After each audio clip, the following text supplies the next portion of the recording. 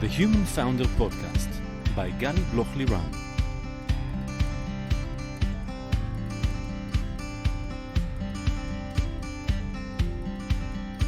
Hi, I'm Gali Bloch-Liran and welcome to The Human Founder, the podcast where we speak about the mental aspect of the entrepreneurial journey.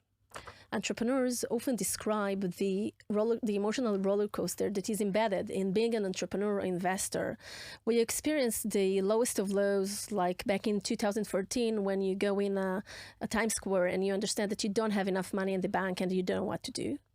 And the highest of highs when the New York Times telling you that they are investing in your company, it's closure for you because this is where the whole idea have begun. And it's from that place of uncertainty, the need to constantly self-manage ourselves, keep up our energy and be mentally resilient in order to deal with everything. Well, it's not easy. In each episode, I will be talking to entrepreneurs, investors, psychologists, being their sounding board, with the goal of creating a space for this less spoken about layer, which is the mental aspect accompanying the entrepreneurial journey. I will also share tips and tricks to help boost your focus, clarity, and mental resilience. Today, I have the pleasure of speaking with Nadav Shoval, and it's really great to have you here with me. Hey. Hey, and thanks so much for having me. Thank you for coming. Of course. Nadav, you are an inspiring serial entrepreneur. In the past decade, you have been the CEO and co-founder of OpenWeb, which is on a mission to save the internet and build technologies that connect people. You're a member of YPO, Young President Organization, connecting global executives, and we'll share a little bit about it. In the past, you were the CEO and founder of SimpleOne, mobile application for managing social networks and text messages, owner of Hartata, and CEO and co-founder of Loop Ltd. You live in Brooklyn, married to Noi, and soon to be a father. Hell yeah. You're a technology and sports addict, and I have the pleasure of working closely with you and Roy and learning from you firsthand how it looks like from the inside leading a company like yours. So it's really great to have you here. Thank you for the introduction. And you deserve it. It's you, you know. I appreciate it. You bring it with you. Take us to the beginning, to your childhood. The things that you dealt with in your childhood that you feel that shaped the many things in your characteristics as an entrepreneur. So I'll go really to the beginning. I think and one of the reasons why I came here today, because you know what drives us and what brings us to do what we do in many cases is combination of many different things. As a kid, I was diagnosed with a disease called Kawasaki, the disease, not the bike. I was around 2 years old. I was case number 1 in Israel, and not a lot of people really knew what it is. The thing about Kawasaki, it can really harm your muscles until you get to your fine motor skills, and it could potentially kill you. So I'm lucky, I'm healthy, I fully recovered, but it significantly harmed my fine motor skills. What does it mean?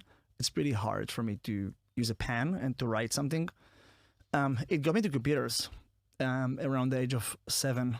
I started to code PHP and HTML to build things, and I got into IRC, which is Mirk, and afterwards to ICQ, 177525456. Add me, my ICQ. And I just realized this beautiful word of online communication. Mm-hmm. And I'm so grateful for that. So that's, in a nutshell, that's the beginning. So your family, they supported this? The way you have shaped your learnings and your situation and what you took from it, how did they support this situation? They've been very supportive. But I think the thing is about parenting, and now I think about it a lot, expecting my own child. Mm-hmm. You want to do the best for the kid, but back then in the 90s in Israel, there was not a lot of knowledge about Kawasaki and the side effects of Kawasaki. But not only that, I was afterwards diagnosed with dyslexia, ADHD, OCPD, not OCD, and a bunch of letters that doesn't say a lot, but, labels. And I think they were being extremely supportive.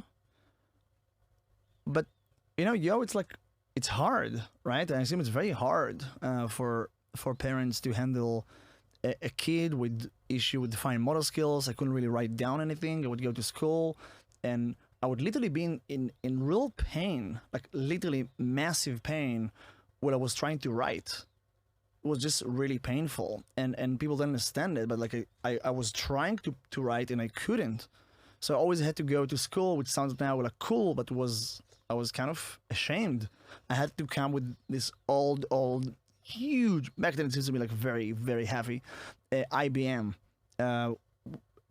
to write at school, to be engaged, and it was maybe the best thing happened in my life. So my parents were extremely supportive, but it was brutally hard. So back then you began to code, and you mentioned here many words of, and we'll dive deeper into it later on, because for you it's like you press the play button and you just, say it all together, but it's everything here, it's different, and right. The sum of everything together is actually what you are dealing with as an entrepreneur and as a CEO, and also nowadays you cope and you have so many methods that help you actually, right, as a CEO, as a very busy one, to overcome challenges that you have in writing, or to synchronize everything, and we'll touch base this later.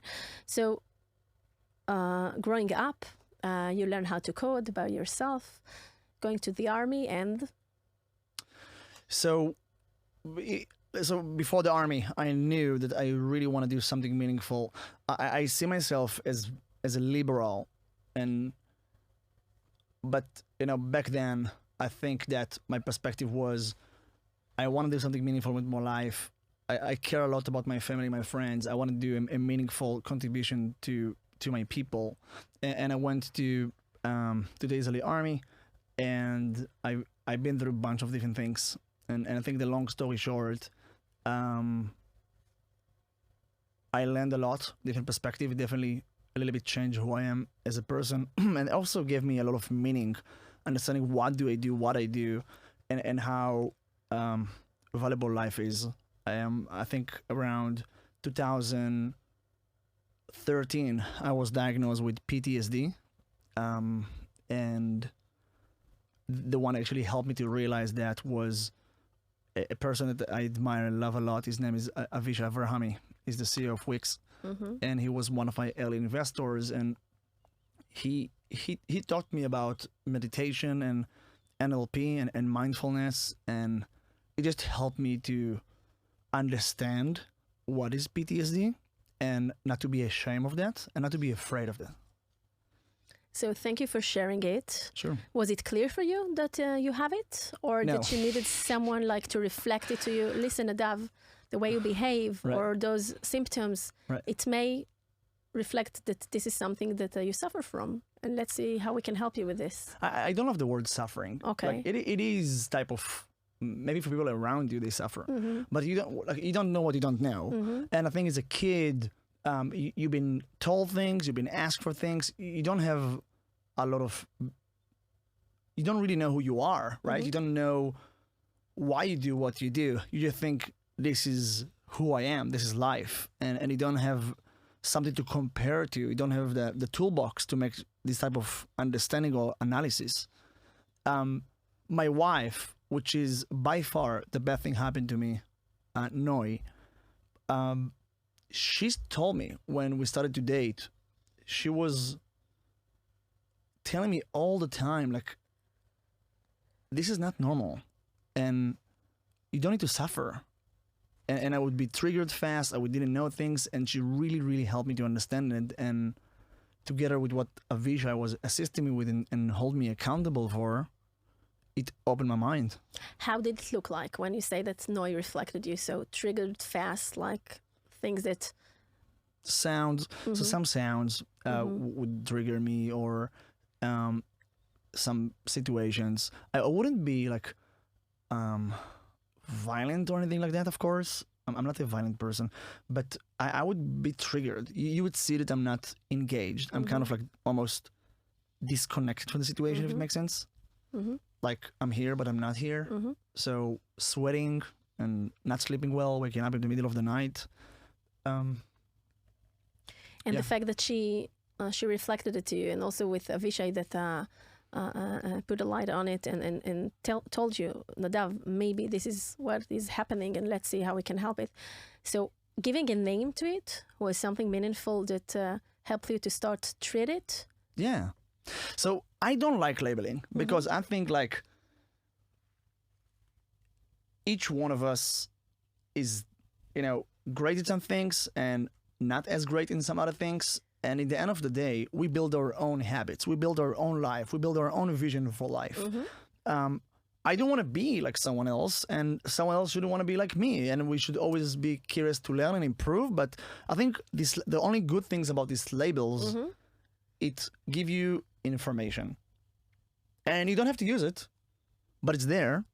And I believe in science. So like for me, it's like, okay, so I'm part of a bigger thing. And there are other people with some of these things. And this is how they handle that. And some of them are, I don't know, using productivity tools, and some of them are using computers, and some of them are doing meditations, and some of them are going to a therapist, and some of them doing NLP, some of them are doing like microdosing with shrooms.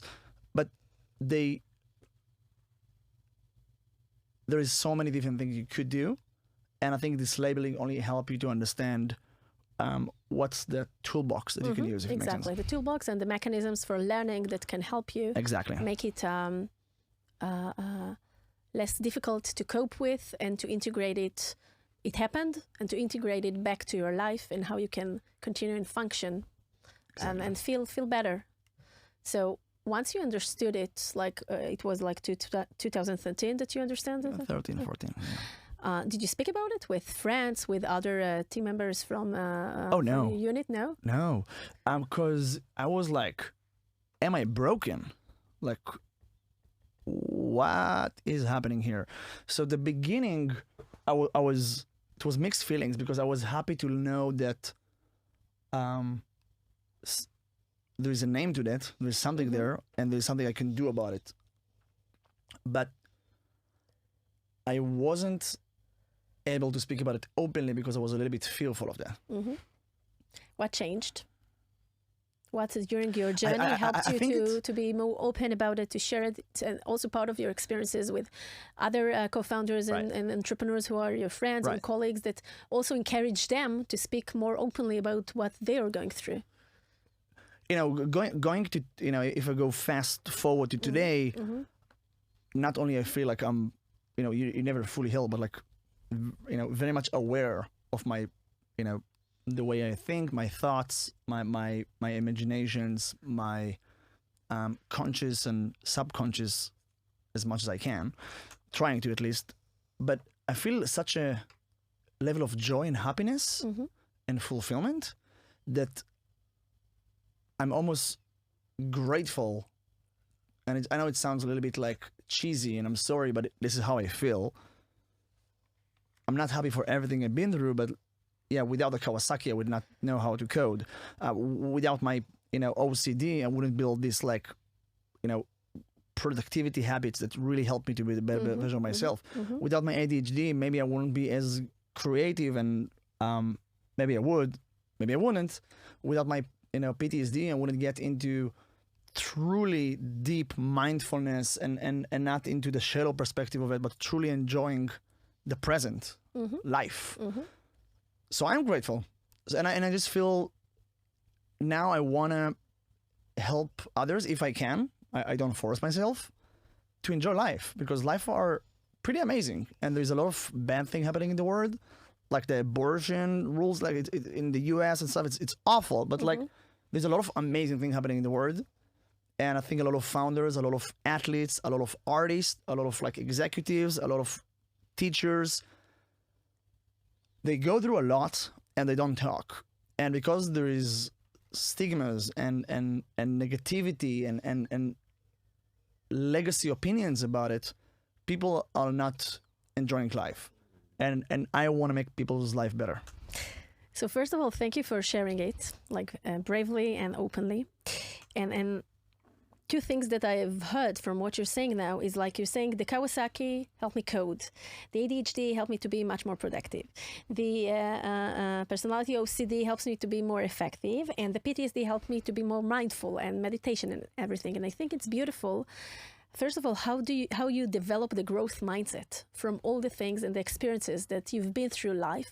And yeah, it's not easy to cope with, and maybe it would have been easier without those things, but that happened, and this is part of life, and we cannot change it. The question is how we evolve from it, what is the learning lessons that we take from it, and how we develop as a person.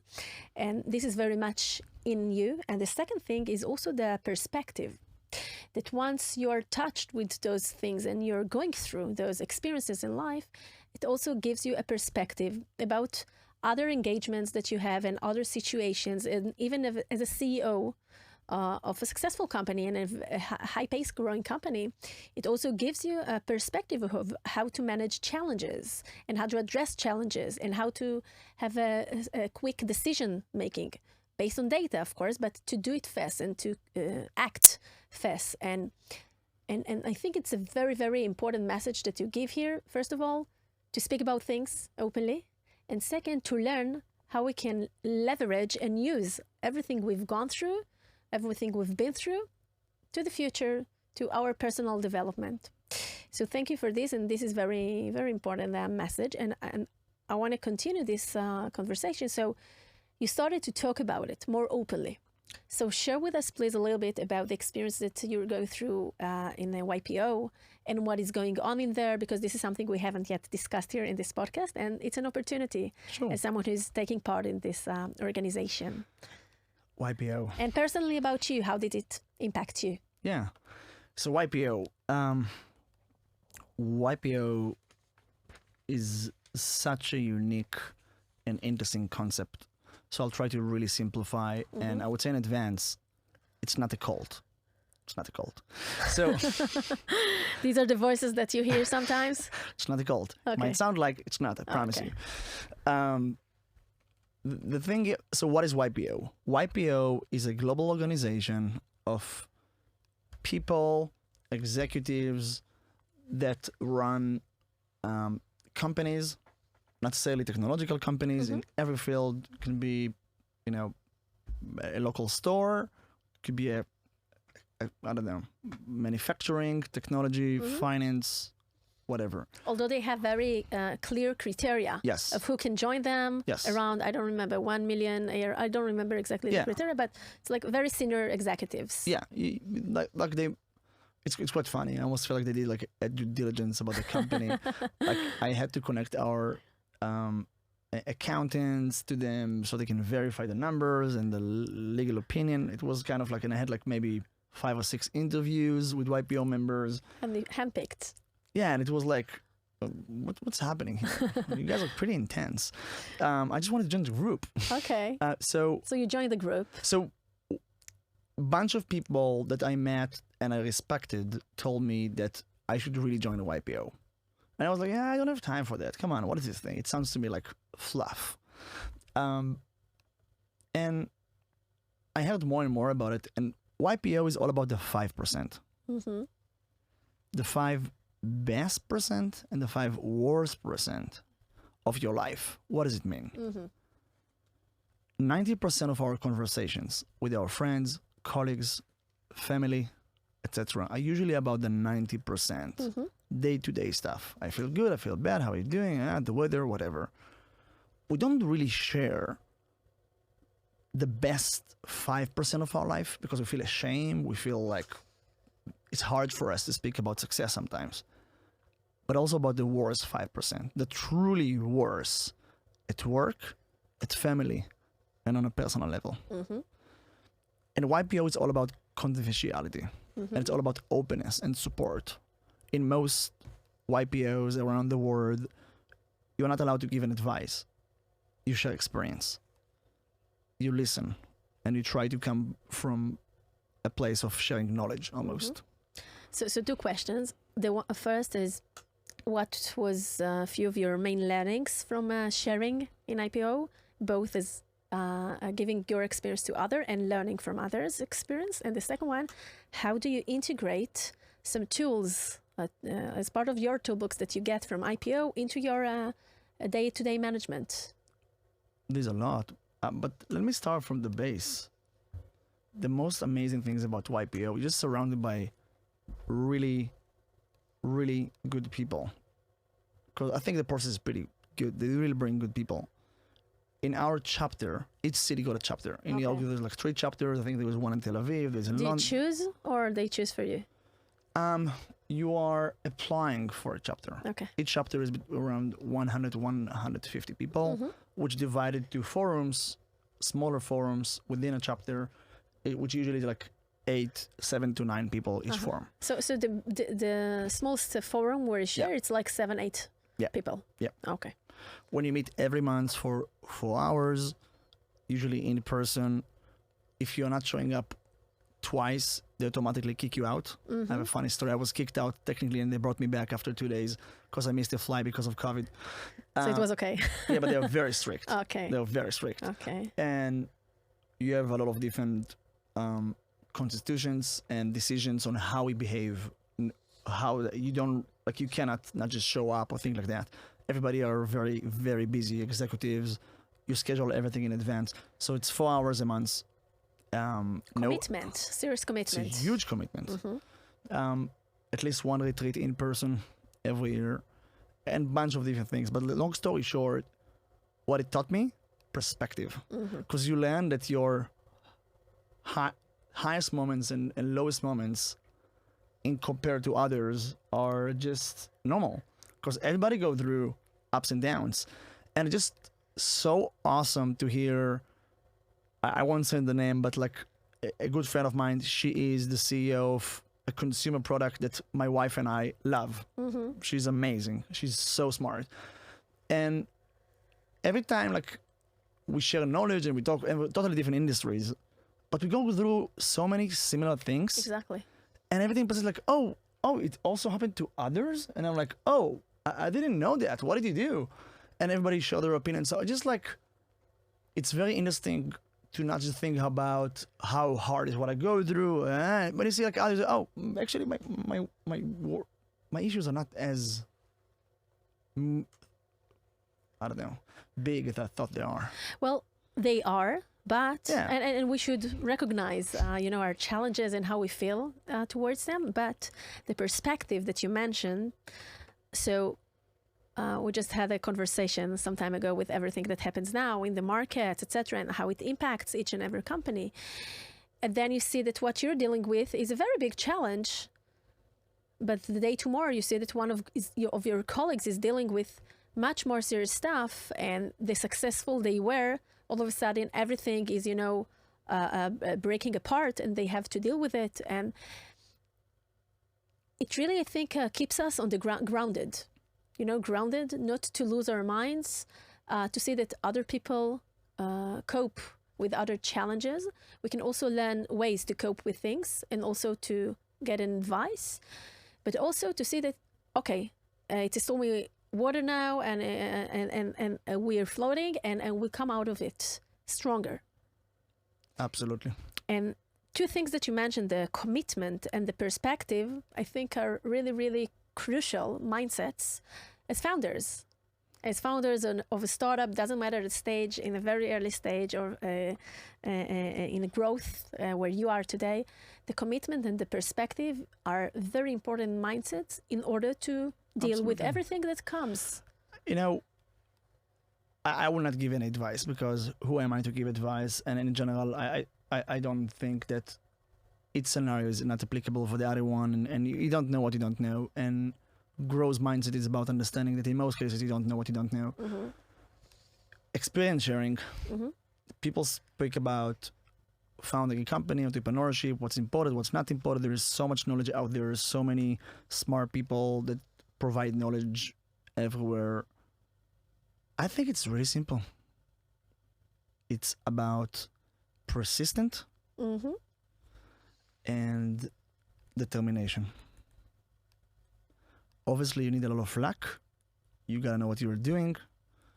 There's a lot of different toolkits that you need. You need to know how to get other engaged and lead them and build a culture and raise capital and build a product and get market fit. There's a lot of milestones. And every time you hit one, you realize there's 10 others that you were not aware of. But starting a company is so unique, but also so brutally hard. It's all about being persistent, and it's all about being resilient and understanding that you're gonna go through a lot. And if you don't have this strong perspective and understanding that you're gonna go through hell sometimes, through the hell, you won't get to heaven. And it's all about being able to wake up in the morning and say, what I do is important for me, and I will do whatever legally is doable to succeed. Whether I need to wash dishes, or I do QA, or I build a product spec, or I do my financing, or legal, or marketing, or strategy, whatever it's going to be. This is Founders all about. And having different perspective definitely help entrepreneurs to go through the entrepreneurial journey. So I totally agree with you on it. And you spoke about challenges because you never know what will come up. So take us to...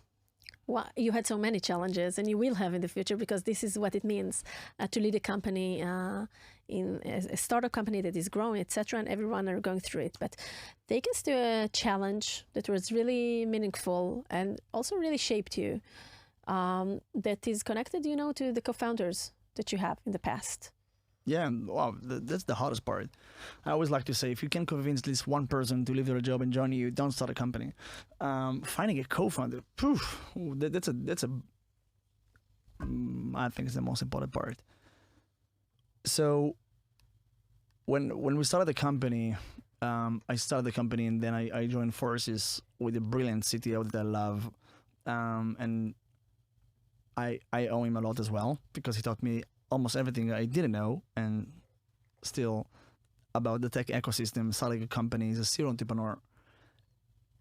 I learned a lot from him, but over time what I realized, there is a huge difference between being a founder to being a leader. And I think there's a lot of very successful founders that build amazing companies and having a great financial outcome, not necessarily understanding how to lead and build teams and culture and processes and scalability, and to empower people and not squeeze lemons.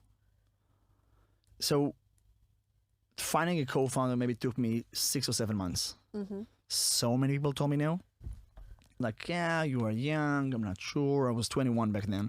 It's like, yeah, I don't know if I can work with you. My friend doesn't allow me or that. And I found my dear co-founder back in the days, and it was a roller coaster because we didn't have a product, we didn't have anything, and him and myself and others, we brought the company to a great place. But over time, what happened when we raised more capital, the company grew. Again, I love him a lot, but I don't think he managed to reinvent himself from a top-notch entrepreneur to a top-notch leader. Not even saying executive, leader. And he got into a lot of, argument and issues with the team, with investors, with everyone. And it was very clear and unfortunate that in order for the company to succeed, he might need to step down. And yeah, it was traumatic for me, because I like to think that I'm a loyal person, and we're still friends to date, and he done very well and everything is cool, but it's painful. It's painful. Like a co-founder is almost like, it is like a family member. You speak with him or her all the time. Thanks for that. You mentioned 2 things that I want to focus on. So one thing is the change of mindset between being a founder or entrepreneur to be a leader. And one of the things that I see the most with many teams that I coach is that there is a gap there. Some founders can really take this step and evolve and embrace the mindset of a leader and the commitment and the perspective, and to go through, all the challenges and grow from it. And sometimes other founders, they have a narrow point of view. They lack this ability to bridge that gap and to make this leap. And believing in themselves and the voice that they need to bring to the table and how they grow with the growth of the company. And then the gap between the two founders, or the three, it depends in the team, or even the fourth, is growing. And some are up to the expectations and where the market goes and what is needed from them as leaders, not just of 2-3 people, but a growing company of 10, 50, 100, 200 people later on. And some cannot embrace this mindset. And then there are hard decisions needed to be done, and it's not easy, not for the founder that leave, not for the founder that stays, not for the board, no, not for the investor, for none who is involved. What do we actually do? On the one hand, we are very grateful to what happened and what we did together.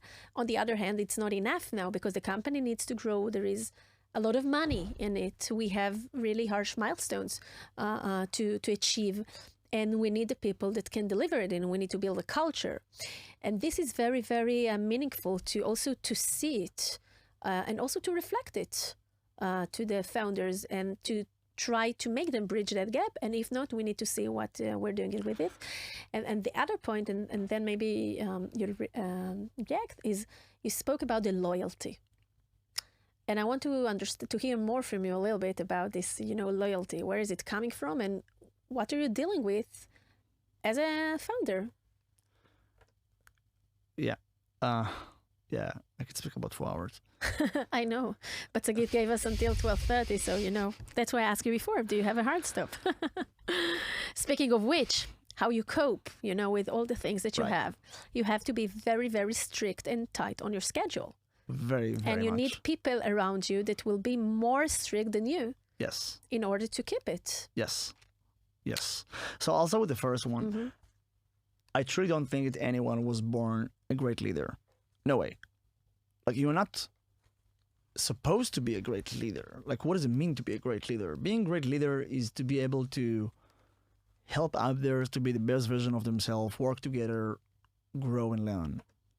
You gotta go through a lot to be in a situation when you can coach others. So why would founders be great leaders? By definition, they're not. They are all about, creating reality, going through walls. It's about, again, determination and resistance. It's not about necessarily leadership in day one. Mm-hmm. In day two, it's all about leadership. But again, it's I'm sorry for all this cliches and cheesy stigma, but no pain, no gain. For a muscle to grow, it got to break, right? You go to the gym, you break the muscles, and then you go to sleep, you recover, you eat well, and hopefully develop more muscles or stamina or whatever it's gonna be. Mm-hmm. In order for a founder to become a great leader, they gotta go through a lot. They gotta know their weak spots. They gotta know what they're good at. They gotta bring knowledge to themselves, whether it's by training, learning, coaching, advisors. They gotta surround themselves with real knowledge. And the second thing, they gotta make mistakes to know what's working and what's not working. And it's really hard because it's like changing a mindset of I need to do everything to make it successful to I should coach and trust people to do it better than I do. And I don't think that it's a simple thing to ask for any founder. And I think that top-notch VCs and investors will recognize the raw talent and bring them the toolbox, the knowledge, the advisors to be the best version of themselves. And it's almost naive thinking that every founder will become a top-notch executive. Not at all. I think it's so hard. That's one. Two, about loyalty. I don't know if it's the way I was raised. I don't know if it's related to my army service. I have no clue. But the bottom line, I like to think that for me, friendship, relationships, doesn't matter if it's work or personal, I am who I am. And if I care about you, I'll do everything I can to be there for you. And if not, I'll call it bullshit. Sorry. And I'll just say, listen, I don't think that we're, good match in any perspective of my life. But if I am, I give everything I can. So for me, loyalty is about understanding that friendship, relationship, we're working together. It's all about truly being there for others when they need you. Which it's admirable, but sometimes it can also be very difficult because Tell me about it. sometimes your judgment is like led by those things. So how do you manage it when you need to manage the time, to mind the time, and to manage your decision making? So how do you balance it? Because you described it as very 0 or 1, like very black and white. OCPD, obsessive personality. So maybe tell us a word about it. I heard a great joke about OCD and OCPD. So the difference between OCD to OCPD, and again, it's a joke. I'm not judging anyone with OCD, OCPD. People with OCD, in many cases, don't enjoy the OCD and they try to heal it. People with OCPD enjoy it so much, they wish everybody else would have it as well. And I think it's right. Why? Why do they enjoy it? I don't know. I don't know why I'm enjoying it. Because what I built around my life, whether it's the way I manage knowledge, to the way I manage my time, to the way I manage my relationships, to the way I manage my strategies and mission and goals and hours, and connected to my day-to-day operation, whether it's the way I eat, the way I sleep, the way I train, the way I spend time with friends and my amazing wife, or traveling abroad, or time to brainstorm. Everything is based on a method. Everything is based on a framework. And some people call it like jail. They're like, Jesus, everything is organized a year in advance. You have goals and sub-goals, and they're connected to your schedule. And you wake up every morning and you go over all your goals, and you meditate and you do reflections, and you do sport, and you eat very strict food. Who want to live like that? And I say, me, because that's what makes me happy. It gives me freedom. And you know it better. A lot of therapists and people that say, oh, you should learn how to let go and be more them. But like, why? I'm happy. I love to be effective. I don't want to rely on my memory. If you need to, the opposite of forgetting is writing. If I promise you something, I'm going to write it down. And if I need to do something, I'm going to write it down. And I will work with my team to hold me accountable, to lead by example. So I can totally understand what you're describing. Yeah. Where do you see the trade-offs of things, of this? Lack of flexibility, which is very hard for me and friends and colleagues and others. Everything is scheduled and organized to the detailed nitty-gritty, as I like to say, way, way, way in advance. And people could be upset because of it, because it's hard to handle that. And people think that I'm like, I don't know, like too, strict kind of with my life. And it's always like, wow, this is so extreme. But again, that's what makes me happy. And that's what gives me the balance and a place to invest in myself and people around me at scale. So let's continue from at scale, and thank you for sharing it. So nowadays at Open Web, leading it, and with everything that happens in the markets, and as we're all familiar with, and you raised total sum of $220 million last November, right? November 2021, right? So from your place today, leading Open Web and where it's going and what's happening with the markets, how do you as a CEO and co-founder dealing with everything? And how do you see also the difference between the communication and what happens, let's say, in New York and in the United States versus what happens, for example, in Israel and the ecosystem here and how it's reacting to it? Give us a few words about it. I'm wondering if I start with a disclaimer. I'm not a financial advisor. Of course. So just from your sole experience. You said a disclaimer. Right. I don't know what I don't know. I'm a young founder, CEO. I have not been around in 2000, 2008. I heard a lot, I read a lot. I'm surrounded by people that have been there, including my executives and my investors and advisors. But I believe that, plan for the worst, hope for the best. It doesn't mean you need to be reactive. It doesn't mean you need to be anxious. You got to build a fucking plan, and hold everybody around you focused and accountable to execute.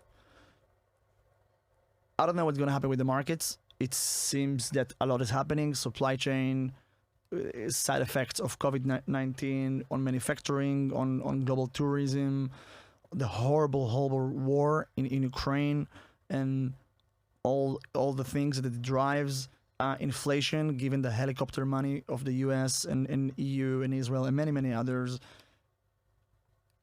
A lot is happening, and I do believe there's going to be a recession. And by the way, it's painful, but this is the life cycle of the global economy. I do think we're going to go through a recession. I think good companies will be savvy and smart the way they invest, the way they grow. We at OpenWeb will continue to grow, we'll continue to hire and build great product and tools. Our mission is more important than ever. Improving online conversations is so important these days. People are spending more time online, they engage with others. We want to be everywhere to support and improve the way people talk online. But we got to be savvy on the way we grow and be very savvy with our investments and how we grow to make sure that we navigate this storm.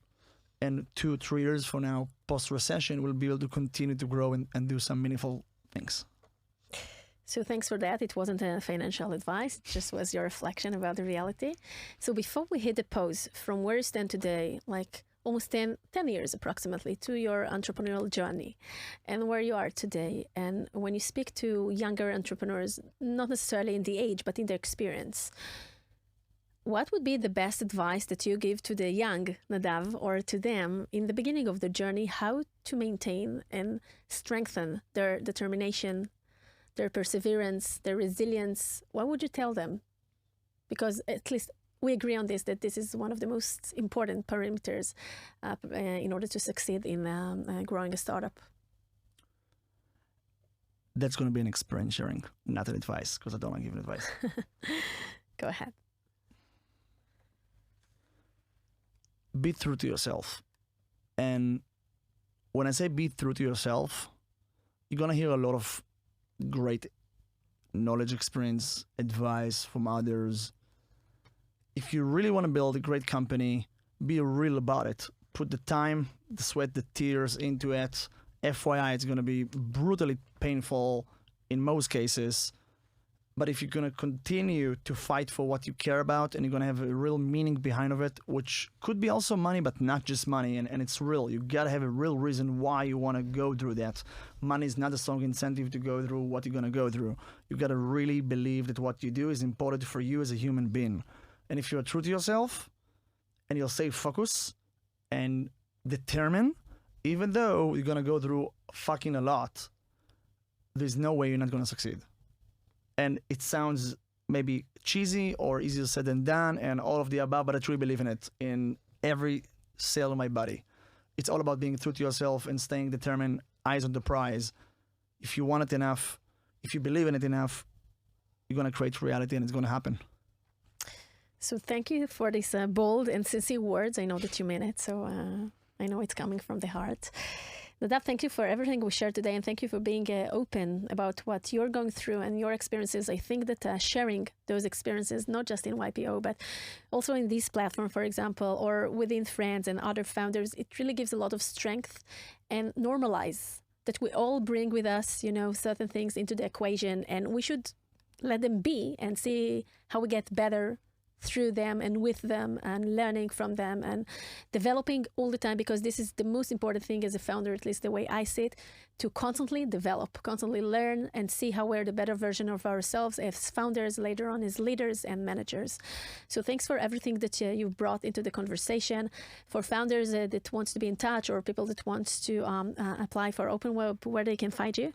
So all over social media, whether it's on Twitter or LinkedIn, Instagram.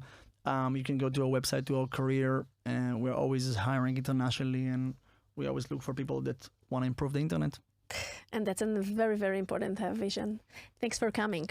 Thanks for having me. To our lovely listeners, we're going to hit pause until the next episode. That's also something I say to the entrepreneurs in my clinic in between sessions, right? If you enjoyed listening, I would really appreciate it if you share the podcast with people who you think would derive value from it. Thanks to the amazing studios at Google Campus that allow me to record this content here. Feel free to visit my website at galiblochliran.com and leave your details there if you wish to be updated and learn more about the mental aspects of the entrepreneurial journey. Also, be sure to follow my podcast, The Human Founder, in any of your podcast apps. Let's hit pause. Till next time. Thanks, Nadav. Thank you. Great. Pause. Stop.